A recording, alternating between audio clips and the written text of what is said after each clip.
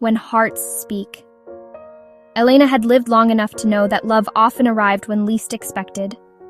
At 67, she thought her heart had retired from such storms.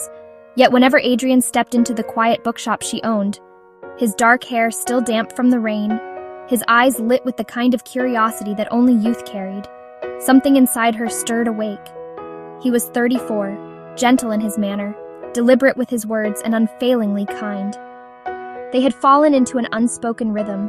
Afternoons spent surrounded by shelves of old books, laughter tucked between sips of tea, silence that never felt empty, and still, a wall remained, invisible but heavy with all the things left unsaid. Elena feared the truth, that her feelings for him went beyond friendship. Society had names for such desires, sharp-edged names that could wound. She convinced herself that his presence was enough, that his smile was a gift she didn't deserve to claim. But love has its own impatience.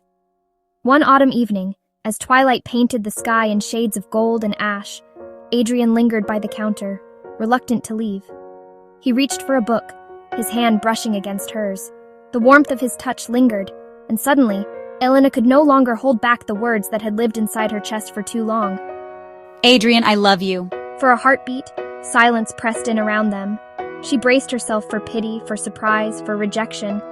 But what she found instead was his smile, not startled, not mocking, but tender. I was waiting for you to say it, because I've loved you all along. The world seemed to exhale. The fear, the years, the imagined barriers, they all dissolved in that moment.